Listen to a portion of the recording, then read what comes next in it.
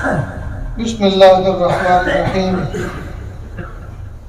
الحمد للہ وکفی وسلام علی عبادہ الذین اصطفی اما بعد اعوذ باللہ من الشیطان الرجیم بسم اللہ الرحمن الرحیم وذکر فإن الذکریٰ تنفع المؤمنین سبحان ربک رب العزة عما یصفون وسلام علی المرسلین والحمد للہ رب العالمین اللهم صل على سيدنا محمد وعلى آل سيدنا محمد وبارك وسلم اللهم صل على سيدنا محمد وعلى آل سيدنا محمد وبارك وسلم اللهم صل على سيدنا محمد وعلى آل سيدنا محمد وبارك وسلم. رب کریم کا کروڑ شکر احسان کہ جس رب نے ہمیں دین کی باتیں سننے کے لیے اس جگہ پر جمع فرمایا.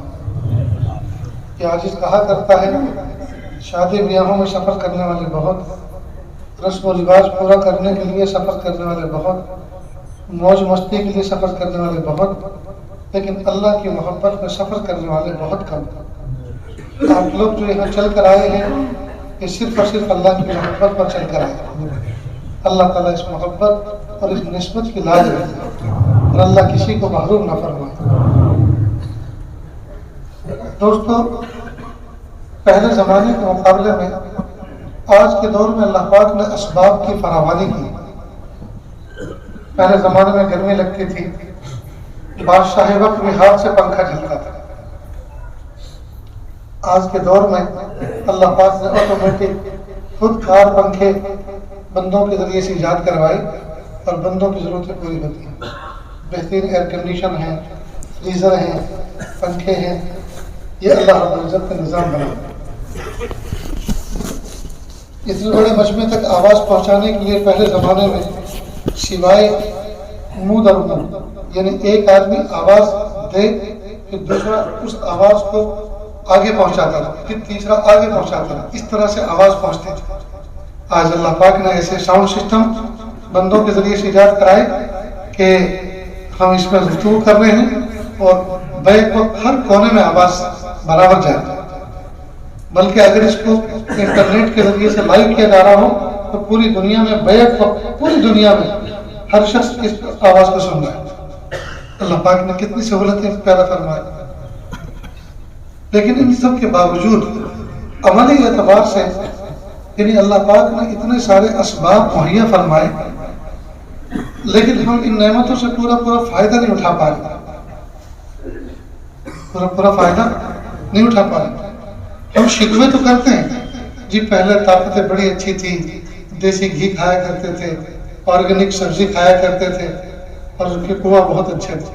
ارے ان کو پہلوان دیسی گھی کھاتے تھے لیکن پیدل چلتے تھے، بیل گاڑیوں میں سفر کرتے تھے، سائیکلیں کھاتے تھے.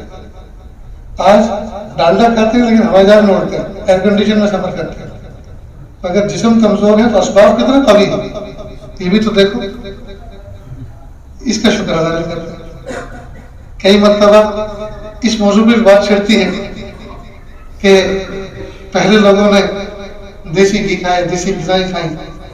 پہلے لوگوں نے مٹی کھودی، تانبا نکالا، دیگ بنائی، چاول کھا کے چلے گئے. اور آج کے لوگوں نے ڈالڈا کھایا اور اسی تانبے سے آئل بنائی، پنکھے چلائے، ایئر کنڈیشن بنائے، فریزر بنائے. جی ڈالڈا گھی کھا کے. پہلے لوگوں نے دیسی گھی کھا کے ریل گاڑا بنایا، بیل گاڑا بنایا. آج کے لوگوں نے ڈالڈا گھی کھا کے ریل گاڑا بنایا. تو اللہ رب العزت نے اگرچہ جسم کے اعتبار سے آج کے دور میں انسانوں کو کمزور بنایا لیکن اسباب کے اعتبار سے اللہ نے قوی بنایا. تو اس اسباب کا شکر تو ادا کرنا چاہیے.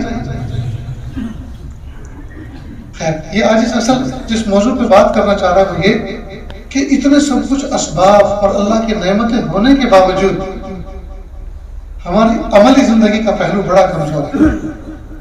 پہلے زمانے میں دیے بتی کی روشنی میں قرآن پاک کی تلاوت کرتے تھے، کتابیں لکھتے تھے.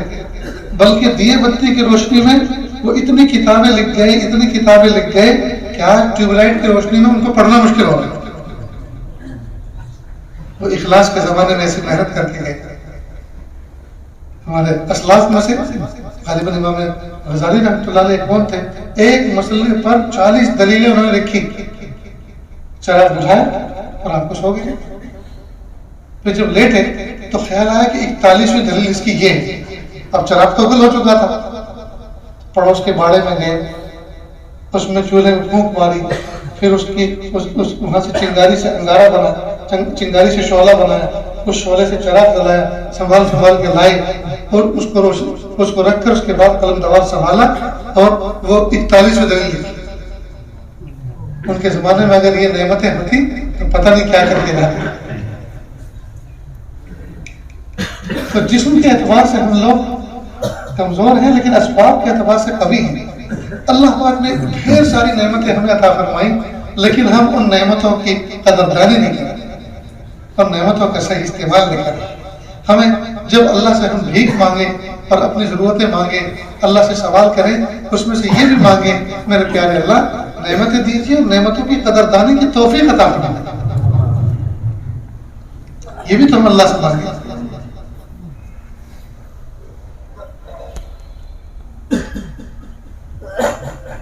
تو عملی اعتبار سے پہلو باوجود اس کے ایک اسباب و وسائل اتنے زیادہ ہیں، کہنا سننا بھی بہت زیادہ ہو رہا ہے، لیکن عملی اعتبار سے ہم کمزور اس لیے ہیں، اس کی کچھ وجوہات ہیں.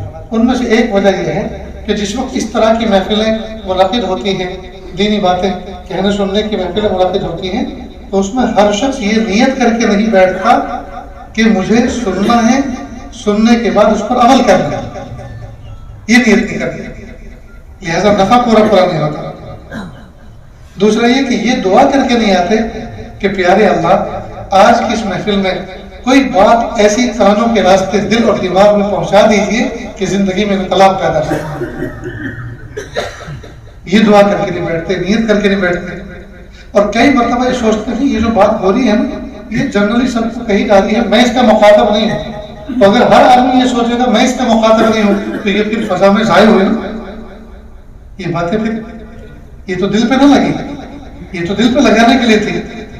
اس لیے دوستو جب بھی کسی کی محفل میں بیٹھیں یہی دعا یہی نیت کر کے بیٹھیں پیارے اللہ آج کی اس محفل میں جو دین کی باتیں کہی جائیں، جو اسلام و تربیت کی بات کہی جائے وہ بات میرے کانوں کے راستے سے دل اور دماغ پر اثر انداز کر دیجیے. ایک بزرگ کے پاس ایک عورت آئی اور آ کر کہنے لگے حضرت میرا بچہ یہ میٹھا کھاتا ہے، گڑ کھاتا ہے، آپ کو نصیحت فرما دیجیے، دعا کر دیجیے، دم کر دیجیے، تعویذ دے دیجیے کہ میٹھا کھانا بند کر دیں. ایسا کرو آپ 3 دن کی بات. لمبا دور دراز سے سفر کر کے پیدل آئی تو چلی گئی. پھر واپس آئی، جب آئی تو بچے کے سر پہ ہاتھ رکھا اور بڑی محبت سے کہا بیٹا میٹھا مت کھایا کرو، اس سے پیٹ میں کیڑے پڑ جاتے ہیں، دانت خراب ہوتے ہیں، کثرت سے میٹھا کھانا یہ صحت کے لیے بیٹا مضر ہے. بس یہ بات کہا لے جاؤ. اب وہ بڑھیا بگڑ گئی اور کہیں یہ بات تو 3 دن پہلے بھی کہہ سکتے تھے، مجھے پیدل بھجوایا، پیدل پھر بلایا. میں تو سمجھ رہی تھی کہ آپ تعویذ لکھ رہے ہوں گے چاند کی روشنی میں اور 3 دن لگیں گے اس کو لکھنے میں، تیار کرنے میں. کچھ ایسا ہوگا کچھ دم کرتے، کچھ تعویذ لکھتے، نہ کچھ دم کیا نہ تعویذ کیا، بس سرکار رکھ کے دعا دے دی اس کو اور کچھ نصیحت کر دی. بڑی بھی بات در حقیقت یہ ہے 3 دن پہلے جب آئی تھی تو میں خود کثرت سے میٹھا کھانے کا عادی تھا. میں نے سوچا میری نصیحت میں پھر اثر کیا ہے، میری نصیحت میں اثر کیسا ہوتا ہے. لہٰذا پہلے میں نے میٹھا چھوڑا اور میٹھے کی برائی کو اپنے دل میں بٹھایا اور اب میں نے جو کہا ہے انشاءاللہ اس بچے کے دل پہ اس کا اثر ہوگا، اس لیے کہ میں نے اخلاص کے ساتھ عمل کے ساتھ نصیحت کی ہے اور عمل کا اثر ہوتا ہے. تو دوستو کہنے والا بھی نیت کرے کہ پیارے اللہ زبان سے کوئی ایسی بات کہلائیے، ایسے انداز سے کہلائیے کہ سامنے والے کے دلوں کو اپیل کرے، اور سننے والے بھی نیت کریں پیارے اللہ زمانہ ہو گیا سنتے سنتے، آج تو کوئی ایسی بات سنا دیجئے کہ جو دل کانوں کے راستے سے دل اور دماغ کو متاثر کرے. تو جب ان نیتوں کے ساتھ ہم بیٹھیں گے اور شریک ہوں گے انشاءاللہ ضرور دامن بھر کے اٹھیں گے اور ضرور اللہ تعالیٰ توفیق عطا کرے. اللہ کے محبوب صلی اللہ علیہ وسلم کی 63 سال کی عمر تھی، 40 سال کی عمر میں نبوت ملی. اب بچے کتنے 23 سال کا مختصر سا وقفہ 23 سال کا مختصر سا وقفہ ہے. اس مختصر سے وقفے میں ہر پست و بالا میں ہر کچے اور پکے گھر میں کلمہ پہنچا دیا. یہ محبوب صلی اللہ علیہ وسلم کا معجزہ، یہ اللہ رب العزت کی خاص رحمت تھی. یہ محبوب صلی اللہ علیہ وسلم کا اخلاص تھا اور سننے والوں کا اخلاص تھا کہ انہوں نے بات کو لیا اور فوراً آگے لے کے چلے گئے. اتنے اطاعت گزار تھے صحابہ کرام کہ ایک صحابی کو اللہ کے محبوب صلی اللہ علیہ وسلم فرمایا کہ دیکھو یہ بات میں نے کہہ دی، اب پیچھے مڑ کے مت دیکھنا، جاؤ نکل جاؤ. فوراً کوئی بات ہے سنو تو انہوں نے پیچھے مڑ کے نہیں دیکھا بلکہ وہ رجعت قہقری یعنی الٹے قدم پیچھے آئے تاکہ حضور نے جو فرمایا کہ پیچھے مڑ کے مت دیکھنا اس کے ظاہر پر بھی عمل ہو جائے. لہٰذا مڑ کے نہیں دیکھا بلکہ پیچھے آئے. جی اللہ کے رسول کیا فرمانا تھا، کیا بات یاد آیا. پھر اس پہ ایک بات ایڈ کی، اب جاؤ. انہوں نے اس پر عمل کیا. تو دوستو ہم سنتے سن ہو چکے، زمانہ ہو گیا لیکن عمل پر کھڑے نہیں ہوئے. وجہ اس کی یہ ہے کہ ہم نہ اخلاص کے ساتھ سن رہے ہیں، نہ نیت کی ہے، نہ ارادہ کیا ہے. زندگی بدلنے کا ارادہ ہی نہیں کیا تو زندگی بدلے گی کیسے؟ تو محبوب صلی اللہ علیہ وسلم نے 23 سال کے مختصر سے عرصے میں پوری دنیا میں دین پہنچا دیا. ایک مرتبہ میں ریاست کشمیر کے اندر کسی علاقے میں گیا، زمین سے 10,000 فٹ کی بلندی پر ایک پہاڑی، اذان کی آواز آئی تو وہاں سے اوپر سے آواز آ رہی ہے. میں نے اپنی پگڑی یوں سنبھال کے ایسے دیکھا اور پھر سوچا کیا گیا اس پہاڑی پر کس نے کلمہ پہنچایا تھا، کس نے پہنچایا تھا. دوستو دین کی خدمت کرنے والوں نے معمولی خدمتیں نہیں کی. فروخ نام کے ایک تابعی تھے مدینہ منورہ، فروخ نام کے. ترکی کا علاقہ فتح کرنا تھا، یہ ترکی کا علاقہ ان کے ہاتھوں پر فتح ہوا. انہوں نے اپنی بیوی کو 10,000 درہم یا 20,000 درہم کی ایک تھیلی باندھ کے ان کو دی کہ لو پکڑو اور میں چلا اللہ کے راستے میں. شمشیر و سنان اٹھائی، گھوڑے پر بیٹھے تو اہلیہ نے کہا دیکھو میں اپنے رحم کے اندر ایک وجود محسوس کر رہی ہوں، یعنی میں خود امید سے ہوں. کہا تو اور تیرا حمل میں نے اللہ کے حوالے کیا، تجھے اور تیرے حمل کو میں نے اللہ کے حوالے کیا. اور اتنا کہا آیا تو آ جاؤں گا، نہیں آیا تو اللہ کے حوالے. اللہ حافظ، نکلے گا. اللہ کی شان ایک دن نہیں، 2 دن نہیں، ایک ہفتہ نہیں، 2 ہفتے نہیں، 1 مہینہ نہیں، 2 مہینے نہیں، 1 سال نہیں، 2 سال نہیں، بلکہ تقریباً 15-20 سال کے بعد ایک مسافر رات کو آیا. جس وقت گئے تھے افغانی عمر کے تھے، جب واپس آئے تو بوڑھے ہو چکے تھے، بویں سفید ہو گئی، گاڑی سفید ہو گئی، بینائی ویک ہو گئی، کمزور ہو گئی. اور کمزور نگاہوں سے رات کی تاریکی میں مدینے کی گلیوں میں اندازہ کر رہے تھے میرا گھر کون سا ہے. کیونکہ 20 سال کا وقفہ کوئی معمولی وقفہ نہیں ہے. جی دن اور رات بدل چکے تھے، راستے بدل چکے تھے، مکانات کے ڈھانچے بدل چکے تھے. اب اندازے سے شاید یہ میرا گھر ہوگا، شاید یہ میرا گھر ہوگا. پھر تیقن کے ساتھ ایک دروازے کو دیکھا نہیں یہی میرا گھر ہے. اور گھوڑے پر بیٹھے بیٹھے نیزے کی انی سے نوک سے زور سے یوں دھکا دیا، دروازہ کھلا، گھوڑا اندر انٹر ہوا تو دیکھا کہ شہر کے اندر، چوک کے اندر ایک نوجوان سویا ہوا ہے. فوراً کھڑا ہو گیا، یہ اجنبی مدینے کی گلی میں، مدینے کے محلے میں بغیر اجازت کی یہ کون شخص رات کو داخل ہو؟ کہ بیٹا معاف کرو، میں شاید اس کو اپنا گھر سمجھا. کہ اچھا چوری اور سینہ چوری، ایک تو بغیر اجازت کے گھر میں انٹر ہو رہے ہیں اور پھر اس کو اپنا گھر بھی سمجھ رہے ہیں. دامن پکڑ کے اٹھا دیا نیچے نوجوان نے. اب یہ جو آپس میں یہ سب معاملہ چلا تو اوپر بالا خانے میں اس بچے کی بوڑھی ماں سوئی ہوئی تھی. فوراً بیدار ہوئی، سوچا اوہ 20 سال پرانا مسافر آ گیا ہے. فوراً نیچے اتری اور کہا بیٹا معافی، یہ تمہارے ابو تھے جب تم دنیا میں نہیں آئے تھے، یہ اس وقت سے اللہ کے راستے میں نکلے ہوئے تھے فتوحات کے لیے، اور یہ آج واپس لوٹ کر آئے ہیں. ہمیں امید بھی نہیں تھی. دوستوں نے سوچو تو صحیح، نہ فون تھا، نہ انٹرنیٹ تھا، نہ کوئی اور مواصلات کا ذریعہ تھا، نہ کوئی اور کوئی خبر تھی. جی کیسے دن اس عورت نے گزارے ہوں گے. خیر بچے نے معافی مانگی اور یہ جو ہے اس بچے کی والدہ کے ساتھ اوپر بالا خانے میں بیٹھے. اب جو 20 سال پرانی داستان چھڑی تو فجر کی اذان ہو گئی. خیر بچہ تو پہلے سے اٹھ کے جا چکا تھا حرم. اب یہ جب مسجد نبی کی طرف چلے پوچھا وہ جو میں 20 رات دے کر گیا تھا کچھ کمی تو نہیں ہوئی؟ کہاں خرچ ہوئے کیا؟ کہا جاؤ نماز پڑھ کر آؤ بعد میں بتا دیں. ابھی مسجد نبی پہنچے کیونکہ پہلے سے لوگ پہنچ چکے تھے پیچھے کی صف میں تھے. مسجد نبی میں اس زمانے میں زیتون کے تیل کا شراب جلا کرتا تھا.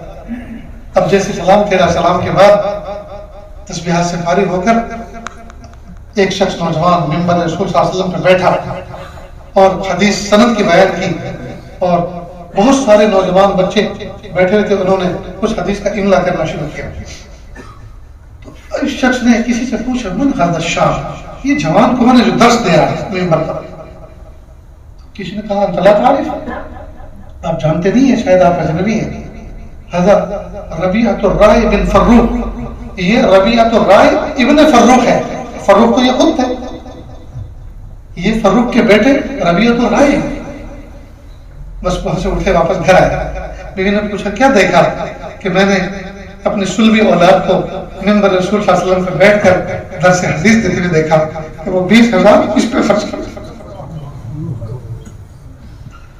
دوستو ہم تک جو دین پہنچا ہم تک جو علم پہنچا ہم تک جو حدیث اور تفسیر اور فقہ پہنچا مدینہ کی اس بڑھیا کا بھی حصہ تھا.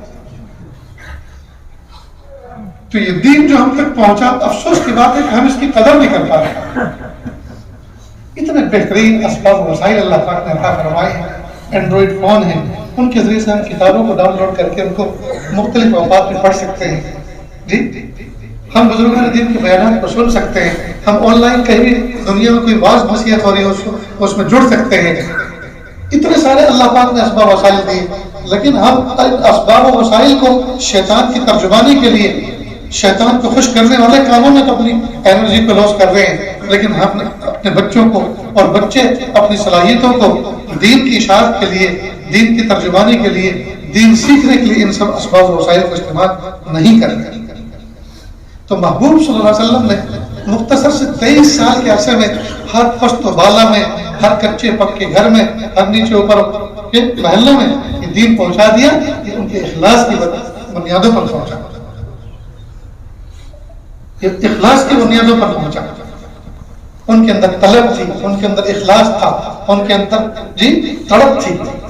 اللہ تعالیٰ یہ تڑپ اور یہ طلب یہ اخلاص یہ دولت ہمیں بھی عطا فرمائے. تو محبوب صلی اللہ علیہ وسلم نے جو دین کی تعلیمات عام کی اور جو دین کی تعلیمات پہنچائی اس میں سے ایک بنیادی وجہ یہ تھی کہ اللہ کے محبوب صلی اللہ علیہ وسلم کا دل نرم دلی تھی. شفقت اور رحمت محبوب صلی اللہ علیہ وسلم کے سینے میں کوٹ کوٹ کے بھری ہوئی. اس لیے جس عالم میں جس طالب علم میں جس دائی میں یہ صفت ہوگی لوگ اس کی طرف کھینچے کھینچے آئیں گے. اور جو ہر وقت 11,000 کی لائن لے کر بیٹھا ہوگا ہر وقت بھیٹر بن کے بیٹھا ہوگا ہر وقت منہ پھاں کرتا ہوگا کوئی آدمی اس کے پاس لگے گا نہیں. آج کے دور میں کوئی آدمی اس کے پاس لگے گا نہیں کیونکہ طلب بہت کمزور ہو گئی. آج کے دور میں تو چائے پلا کے اگر کسی کو دین کی بات سکھائی جا سکتی ہو اور وہ چائے پی کر سننے کے لیے تیار ہے تو پلا دو. سودا سستا ہے.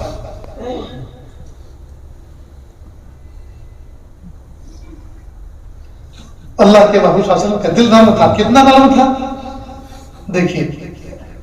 محبوب صلی اللہ علیہ وسلم کے پاس ایک نوجوان آیا اور آ کر کہنے لگا کہ اللہ کے محبوب صلی اللہ علیہ وسلم میرے دماغ کے اوپر شہوت کا بھوت ہے یعنی شہوت کا اثر ہے آپ مجھے زنا کی اجازت دیجیے. کتنا خطرناک گناہ. کسی کی آبرو لوٹنے کی اجازت مانگ رہے پرمیشن مانگ رہے مجھے زنا کی اجازت دیجیے. کس کے سامنے؟ وہ ذات نبی جس کے سامنے فرشتے بھی سر مانگے اس سے کہہ رہے مجھے زنا کی اجازت ہے. اللہ کے محبوب صلی اللہ علیہ وسلم نے یہ نہیں کہا میرے سامنے جو نا اپنے صحابہ کی طرف اشارہ کرتے اس کا بھوت اتارو صاحب خبر لو اور ہوئے نہ حضرت تمہارے فاروق اعظم. لیکن نہیں محبوب صلی اللہ علیہ وسلم نے بہت پیارے انداز سے اس سے کہا تو ایک بات یہ بتاؤ کہ اگر یہی اجازت کوئی آدمی مجھ سے تمہاری بہن کے ساتھ یہ عمل کرنے کے لیے تو ہرگز نہیں، ماں کے ساتھ خبردار ہرگز نہیں، کہ وہ بھی کسی کی بہن ہوگی، وہ بھی کسی کی ماں ہوگی۔ بس ایسی باتیں کہی نفسیاتی طور پر کہ جس ماں جس بہن کا تصور آ کر اچھے اچھے اندر کے جذبات جو ہیں سرد ہو جاتے ہیں اور آدمی بھول جاتا ہے، شیطانیت دور ہو جاتی ہے اور آدمی کا ضمیر اس کو اپیل کرتا ہے۔ پھر اس کے بعد اس کے سینے پہ ہاتھ رکھا، سینے پہ ہاتھ رکھا اور سینے پہ ہاتھ رکھ کر محبوب صاحب نے دعا دی، اللہم اغفر ذنبہ وطہر قلبہ وحسن فرجہ، اللہ اس کی مغفرت فرما، اللہ اس کے گناہوں کو معاف فرما اور اس کے دل کو پاک فرما اور اس کی شرمگاہ کی حفاظت فرما۔ یہ صحابی فرماتے ہیں کہ ویسے تو مجھے گناہوں سے نفرت تھی، لیکن زنا جیسے گناہ سے اتنی شدید نفرت ہو گئی تھی کہ اور کسی گناہ سے اتنی گھن اور اتنی نفرت نہیں آتی جتنا زنا کے تصور سے آتی۔ یہ محبوب صلی اللہ علیہ وسلم کی فیض نظر ہے۔ اگر اللہ کے محبوب صلی اللہ علیہ وسلم کو بھگا دیتے تو یہ بندہ تو برباد ہی ہو گیا، بھگا دیتے، کوئی ایسا جملہ کہتے تھے بد دعا یا کوئی ایسا جس کو تو کباڑا ہو گیا، لیکن محبوب صلی اللہ علیہ وسلم نے نہ یہ کہ اس کی اصلاح فرمائی، جتنے اصلاح کا کام کرنے والے ہیں سارے لوگوں کے سامنے ایک مثال قائم فرما دی کہ جب کوئی ایسا ڈینجر پوزیشن لے کر بھی آپ کے سامنے آئے، ہمت مت ہارنا، اس کو نصیحت کرنا، نرم دلی کے ساتھ پیش ہونا، اس کو پیار دینا، اس کو شفقت دینا۔ اور دوستو، میں کئی مدرسوں کے اندر میں نے دینی خدمات انجام دی ہیں، تو دارالفلاح ادارے جس ادارے سے میں فارغ ہوا اس میں کتب خانے کی نظامت کی، تو بہت سے طلباء کو محتم وقت کی محتم بھیجتے تھے، جاؤ کتب خانے میں کتابیں جمع کرو اور بھاگو یہاں سے، گیٹ آؤٹ ہو۔ اب وہ بچے میرے پاس کتابیں جمع کرنے کے آئے تو میں فوراً کتابیں جمع نہیں کرتا، بلکہ اس بچے کی فہمائش کرتا، سمجھاتا کہ بیٹا کیوں کتابیں جمع کرنا ہے، کہ محتم صاحب نے بھیجا۔ انہوں نے کہا آج تک نہیں بھیجا، آپ کو آج کیوں بھیجا، کسی اور کو نہیں بھیجا، آپ ہی کو کیوں بھیجا؟ معلوم ہے تم نے کوئی گستاخی کی ہوگی، تم سے کوئی غلطی ہوئی، تم نے نہیں کی، تم سے کوئی غلطی ہو گئی، تو اس کا حل تو کتابیں جمع کرنا نہیں ہے، اس کا حل تو معافی مانگنا ہے۔ پھر میں اس کو سمجھاتا، پھر اس کو داؤ پیچ بتاتا کہ ابھی محتم صاحب گھر میں ہے، ابھی جاؤ گے تو ہو سکتا ہے مار پٹائی پہ بات اتر آئے، بات پہنچ جائے، ابھی مت جانا۔ جب وہ گھر جائیں گے تو گھر میں ہر آدمی نارمل ہو جاتا ہے، اس لیے وہاں دروازے پہ جا کے دستک دینا اور وہاں نظامت کے ساتھ معافی مانگنا۔ بعض بچے، میں نے اپنے ہم اثر اساتذہ سے چیلنج کر رکھا، جو بچہ انتہا بگڑا، بعض بچے ایسا ہوتے ہیں مدرسے کے محتم سے لے کر استاد تک سب کے ناک کو بند کر کے رکھتے ہیں اور وہ ڈون قسم کے ہوتے ہیں، تو میں نے کہا کتنا ہی بگڑا بچہ تو میرے پاس ہے۔ ایسے ہی ایک بچہ آیا، آنکھیں اس کی سرخ، انداز اس کے بدلے ہوئے، میں نے کہا بیٹا قریب آ اور قریب آ۔ پھر میں نے اس کے کندھے پہ ہاتھ رکھا، پھر اس کے سر پہ ہاتھ رکھ کے دعا پڑھی، بس اس کے تو گرم گرم آنسو ٹپکنے شروع ہوئے، اس لیے کہ یہ پیار تو اس کو کسی نے دیا ہی نہیں تھی، یہ محبت تو اس کو کسی نے دی نہیں تھی۔ جس نے اس سے بات کی تھی مار پیٹ کر کے کی تھی، جس نے اس سے بات کی تھی دھمکا کر کی تھی، سدھار دوں گا کیا سمجھتا ہے اپنے آپ کو، کہاں پہ تو دادا ہے یہ، اب اس انداز سے اس سے ٹون میں بات کی تو وہ تو ظاہری بات ہے وہ دبنے والا ہی تھا۔ نہ جانے کتنے بچے ایسے جو کتابیں جمع کرنے کے لائے اور جمع کر کے چلے جاتے تو شاید نفس و شیطان کے ہتھے چڑھ جاتے اور پھر کبھی وہ پڑھنے والے تھے۔ آج وہ بچے الحمدللہ عالم بنے اور کسی نہ کسی دینی درجگاہ سے وابستہ ہو کر دین کی خدمت انجام دیں۔ میرے بھائی، ہمت نہ ہارے، نہ ماں باپ اولاد سے ہمت ہارے، نہ استاد شاگردوں سے ہمت ہارے، نہ کوئی مسلم نہ کوئی مبلغ اپنے ماتحتوں سے ہمت ہارے، بلکہ نظر اللہ کی ذات پر رکھے اور انداز وہ اپنائے جو محبوب نے اپنائے، طریقہ وہ اپنائے جو محبوب نے اپنائے۔ اس لیے کہ جس کام کو لے کے بیٹھے اس کام کو محبوب نے 1400 سال پہلے کیا، اصلاح کا، ہدایت باتیں کہنے کا اور اصلاح کا یہ کام 1400 سال پہلے محبوب کر کے کامیاب زندگی گزار کے جا چکے۔ ہم اسی طریقے کو نقل کرنے میں ہم آگے بڑھیں گے تو کامیاب ہوں۔ اور یاد رکھنا دوستوں، یہ پورا کا پورا دین اسلام یہ نقل ہے صحابہ اور محبوب صلی اللہ علیہ وسلم کی، اور نقل ہی اصل ہے، نقل ہی اصل ہے۔ وہی تو دنیا کے امتحان میں ایگزام میں نقل مارنے سے کامیاب ہو جاتے ہیں، پاس ہو جاتے ہیں، تو کیا محبوب صلی اللہ علیہ وسلم کی نقل ماریں گے تو آخرت کے امتحان میں کامیاب نہیں ہوں گے؟ دنیا کے امتحان کے ایگزام کے سوالات اگر آؤٹ ہو جائیں تو چادر اوڑھ کے سوتے ہیں لمبے پیر کر کے، بھائی پیپر تو آؤٹ ہو چکا جی، قبر میں 3 سوال ہوں گے، اس کا پیپر آؤٹ ہو چکا ہے، اس کی کوئی تیاری نہیں. آپ کوئی سوچے من ربک وما دینک ما تقول هذا الرجل، اللہ تمہارا رب کون ہے، تمہارا دین کیا ہے، اس شخص کے بارے میں کیا کہتے ہو.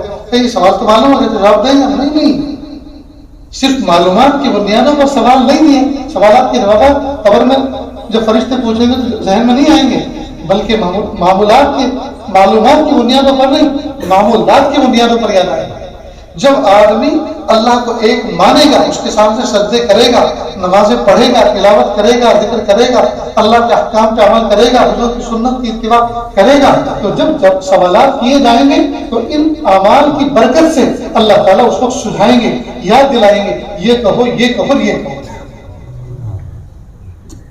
یہ بھول جانا کہ سوالات تو پیپر آؤٹ ہو چکا اور ہمیں اتنا تو پتا ہے کہ اللہ کون ہے، نبی کون ہے اور ہمارا دین کیا ہے، یہ تو ہم جواب دے رہے ہیں. نہیں، وہی شخص جواب دے سکے گا جس کی پوری زندگی ان سوالات کے مطابق، تیاری کے مطابق زندگی گزری ہوگی. اتنی بات یاد رکھنا دوستوں. تو ہمیں چاہیے کہ ہم دین کا کام کرنے میں، دین کی اشاعت کرنے میں اللہ کے محبوب صلی اللہ علیہ وسلم کا طریقہ اپنائیں. تو محبوب صلی اللہ علیہ وسلم کی ایک خوبی یہ تھی، محبوب صلی اللہ علیہ وسلم کا دل نرم تھا. ہمیں اپنے دل کو نرم کرنا ہوگا، دل کو نرم کرنا ہوگا، محبت اور شفقت اور پیار سے اپنے دل کو بھرنا ہوگا. پھر جب ہم اس جذبے کے ساتھ جو بات کہیں گے سامنے والے کے دل پر اثر پڑے گا اور بندہ بات باندھنے کے لیے تیار ہے.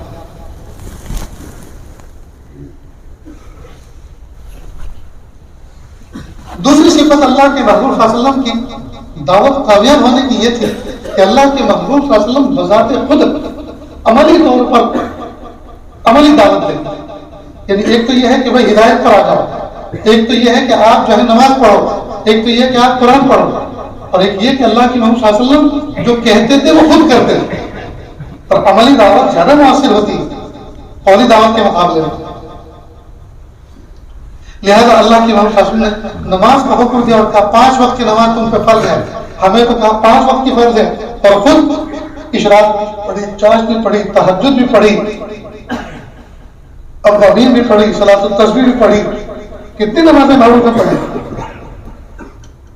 معلوم ہوا کہ جب ہمیں نماز کا حکم دیا محبوب صلی اللہ علیہ وسلم نے تو خود اس پر اس کے اعلیٰ درجے پر عمل کر کے دکھایا. معلوم ہوا دعوت وہی زیادہ مؤثر ہوتی ہے جس پر کہنے والا اپنے قول پر عمل کرنے والا بھی. آج باتیں اثر اس لیے نہیں رکھ رہی سامنے والوں کے دلوں پر کہ کئی مرتبہ کہنے والا خود اپنی باتوں پر عمل کرنے والا نہیں. اللہ ہم سب کو عمل کرنے والا بنا. قولی دعوت کے مقابلے میں دوستوں عملی دعوت زیادہ مؤثر ہوا کرتی.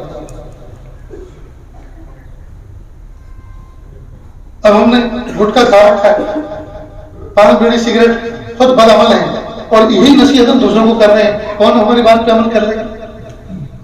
ایک باپ ہے 2 انگلیوں کے درمیان سگریٹ بیڑی دبائی ہوئی ہے، دھواں اس کو اڑ رہا ہے اور بچہ اسموکنگ کرتے اے شروع کر دی تو نے، شرم نہیں آتی؟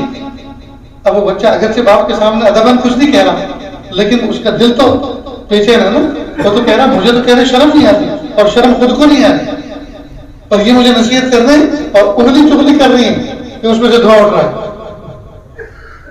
تو اگرچہ بچہ ہمارے سامنے ادب کی وجہ سے کچھ نہ کہہ سکے لیکن اس کا دل تو مطمئن نہیں ہوگا نا، دل تو شکوہ کرے گا کہ باپ اس باپ کی مجھے نصیحت کر رہا ہے جس پر خود اس کا عمل نہیں.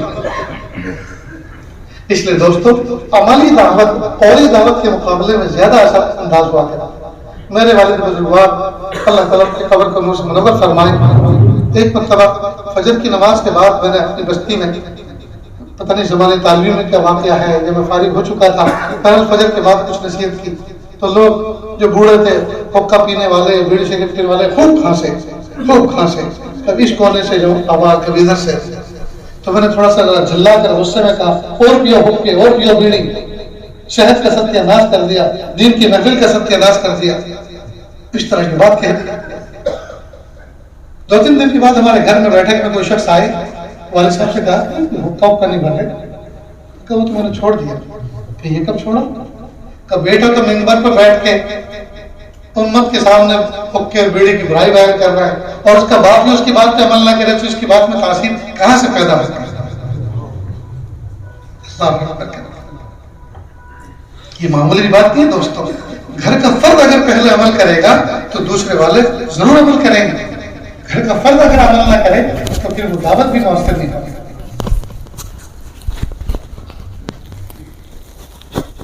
تو اللہ کے محبوب صلی اللہ علیہ وسلم نے جس بات کا امر لوگوں کو کیا، جس بات کی دعوت لوگوں کو دی، سب سے پہلے عملی نمونہ اس کا خود کر کے دکھایا. مثلا محبوب صاحب نے فرمایا روزے رکھو.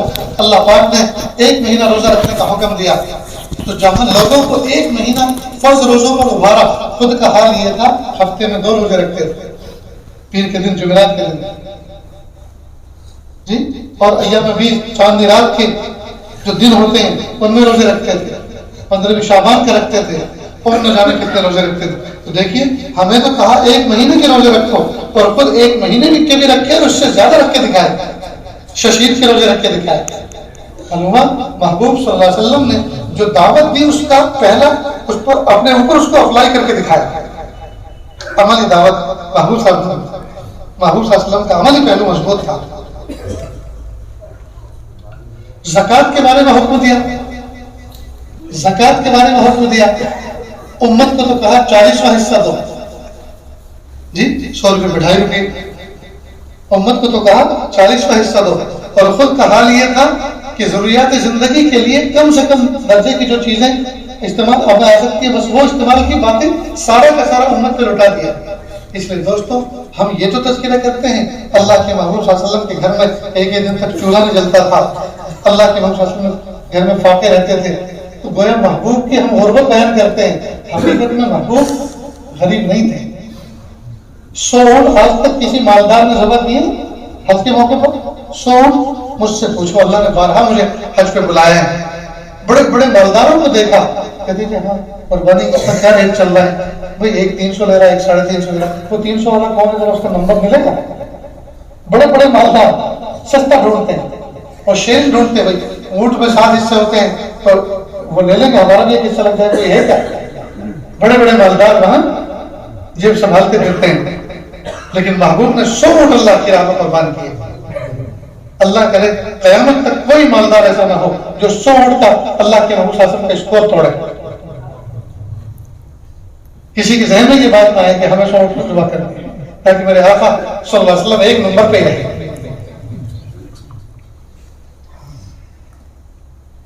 تو دیکھیے، تو ہم لوگ جو ہیں محبوب صلی اللہ علیہ وسلم کی یہ حالت تو بیان کرتے ہیں لیکن یہ کبھی نہ سمجھے کہ اللہ کے محبوب صلی اللہ علیہ وسلم غریب تھے، غریب نہیں تھے، مالدار تھے. مال اپنی ذات پر خرچ نہیں کیا، یہ امت پر خرچ کیا. ایک مرتبہ عصر کی نماز پڑھی اور نماز پڑھنے کے بعد فوراً حجرے شریف میں تشریف لے گئے اور جا کر تھوڑی دیر کے بعد پھر آئے، بیٹھ گئے. صحابہ نے پوچھے اللہ کے رسول صلی اللہ علیہ وسلم آج آپ کا ایک عمل عجیب دیکھا کہ آپ نماز کا سلام پھر کے کمرے میں گئے پھر واپس آئے. تو اپنا اصل میں میری نماز کے اندر خیال آیا کچھ درہم و دینار گھر میں باقی تھے تو میں ان کو ٹھکانے لگا کر آیا ہوں. ایسا نہ ہو کہ میرے گھر کے اندر ایک رات ایسی گزر جائے جس میں وہ درہم و دینار رکھے رہیں اور ضرورت مند ضرورت کے اعتبار سے پریشان رہے. میں نے سوچا کہ اس کو واپس اس کو پہنچا، اس کا اس حق کو حقدار تک پہنچا. تو محبوب نے مال جمع کر کے نہیں رکھا، امت پہ خرچ کیا. تو ادھر تو امت کو کہا کہ 40واں حصہ دو اور خود اعلیٰ قسم کے فرض پر عمل کر کے دکھایا. معلوم عملی دعوت مؤثر ہوتی ہے. اسی لیے تو 23 سال کے مختصر سے عرصے میں پوری دنیا کے اندر ڈنکا بج گیا اسلام کا.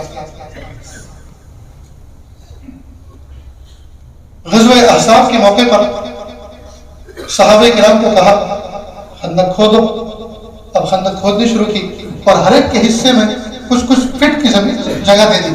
یہاں سے یہاں تک آپ کو کھودنا ہے، یہاں سے یہاں تک آپ کو کھودنا ہے، اور اپنے حصے میں سب سے زیادہ ڈبل جگہ لی کہ مجھے اتنا کھودنا. کائنات کے سردار، نبیوں کے سردار جی اللہ کے محبوب صلی اللہ علیہ وسلم، ان کا حال یہ ہے کہ بیٹھ کر اشارے اور آرڈر اور حکم نہیں دے رہے، سپروائزنگ نہیں کر رہے، بلکہ خود عمل میں لگے ہوئے. اور ایک صحابی آئے، 2-3 صحابی مل کر آئے اور اپنے پیٹ کے اوپر سے کرتا ہٹا کر دکھایا، چادر ہٹا کے دکھائی. اللہ کے محبوب صلی اللہ علیہ وسلم بھوک کی وجہ سے حال خراب ہے، پتھر ہم نے باندھ رکھے ہیں پیٹ پر تاکہ ذرا سہارا رہے. कमर झुकने ना पाए। महबूब सल्लल्लाहु अलैहि वसल्लम ने अपना कपड़ा उठाया तो उस पर 2 पत्थर बंधे कि तुमने एक बांधा था, मैंने तो 2 बांधा। तो महबूब सल्लल्लाहु अलैहि वसल्लम का अमली पहलू बड़ा मजबूत था। सिर्फ कौल नहीं था, काल नहीं था, बल्कि हाल भी था।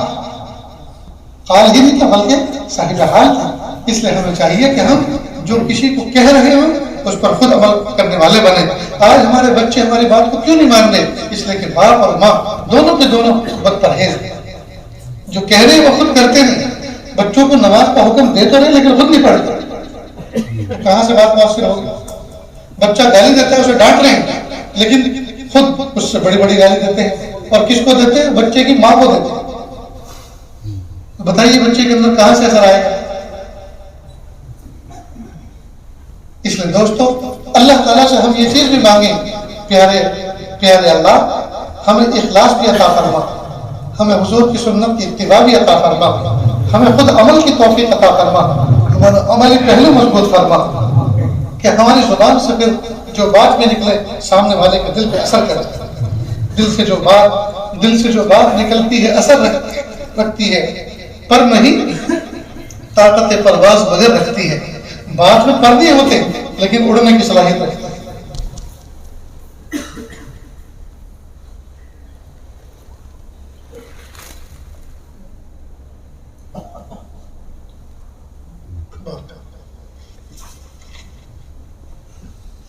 इसलिए दोस्तों, महबूब सल्लल्लाहु अलैहि वसल्लम की इस हयात तय्यबा की रोशनी में हमें चाहिए कि हम अपनी जिंदगी की खबर लें। हम अपनी जिंदगी की खबर लें। आज हमारा हाल ये है कि हम बिल्कुल अलोल झलोल, पता नहीं हमने दीन किस चीज का नाम रखा है। दाढ़ी बिखरी हुई, टोपी टेढ़ी, एक पैंच ऊंचा एक नीचा, पान की पीक लगी हुई है, कपड़े मैले कुचैले, और ऐसे शख्स को क्या कहते हैं? ये पहुंचे हुए बुजुर्ग हैं, बड़े अल्लाह के वली। ये पहुंचा हुआ बुजुर्ग नहीं, ये पहुंचा हुआ गाफिल आदमी। अल्लाह के महबूब सल्लल्लाहु अलैहि वसल्लम ने इस तरह की बुजुर्गी इख्तियार करने का हुक्म नहीं दिया। अन्नज़ाफ़तु निस्फ़ुल ईमान, अत्तहारतु शत्रुल ईमान, और कमा क़ाल अलैहिस्सलातु वस्सलाम, सफाई तो आधा ईमान है। हम लिबास के एतबार से साफ सुथरे रहें, हम ब्रश करके मिसवाक करके रहें, हमारे मुंह में इलायची हो, हम खुशबू जब गुफ्तगू करें और हमारे मुंह के बफारे दूसरे तक पहुंचे तो वो हमसे घिन न करे। ये जो मैं असा लेकर चलता हूँ, ये अल्लाह के शासन की इत्तिबा सुन्नत में चलता हूँ अल्लाह की तौफीक से। अब एक मरतबा मेरा असा या तो किसी बुजुर्ग ने ले लिया, गालिबन तो यही है, याद पड़ता है कि कोई आए थे कहा कि ऐसा मुझे दे दिया। अच्छा, ये भी अजीब बात है कि जो आदमी की चीज जरूरत की जाती इस्तेमाल की है, कोई आदमी वही मांग ले, कोई उससे गलत ये अपनी जैकेट मुझे दे दे। अरे भाई मैं क्या करूँगा, ये तो बताओ, ठंडी तुम्हें लगेगी मुझे नहीं लगेगी मिसाल, क्योंकि हजरत अपनी पगड़ी दे दो। तो आदमी की जो जरूरत की इस्तेमाल की चीज है उसको तो न मांगे। खैर, अब वो मैंने आसार दे दिया। अब दे दिया तो फिर किसी बच्चे को पता चला जो मोहब्बत रखता था, उसने कहा मैं आपके लिए आसा लेकर आया। अब वो आसा लेकर आया। आसा क्या था? चारपाई का पाया, जैसे चारपाई के पाए में पहल और ये सब डिजाइन होता है, इतना मोटा। मैंने कहा भाई देख, मैं अल्लाह के बहुत शासन की इत्तिबा मैं ये लेके चल रहा हूँ, मुझे कोई बाबागिरी नहीं करनी है, कोई बाबागिरी नहीं करने के खाब का पाया मैं लेके चल। तो उसको ये लगा कि हजरत को ये पसंद नहीं आया, और वाकई बात सही थी, पसंद नहीं आया। दोबारा वो लेकर आया लोहे का, MS का, और MS का वो लाया। वो भी ऐसे जैसे रेलिंग होती है ना, रेलिंग में वो जो थमली होती है उसकी, उसको डिजाइन बने होते हैं, वो चारपाई के पाए की तरह उसमें पहल बनी हुई होती है, उस तरह का। मैंने कभी आपको कहा किसने असल लाने के लिए? अल्लाह मेरे लिए ऐसे का इंतजाम कर देगा, आप छोड़ो इसको। तीसरी मरतबा वो हिम्मत नहीं हारा, वो बड़ा अज़्म हिम्मत वाला। तीसरी मरतबा एसेस करना। मैंने कहा अब क्या अगर लाए तो इसी असी से तुम्हारी पिटाई करें। फिर चौथी मरतबा ये लेकर आया जो मेरे हाथ में इस वक्त मौजूद है। फिर मेरा अल्हम्दुलिल्लाह अब ये पास। तो जो जिसको तलब होती है, मोहब्बत होती है, वो तो लग लिपट के खिदमत करता है।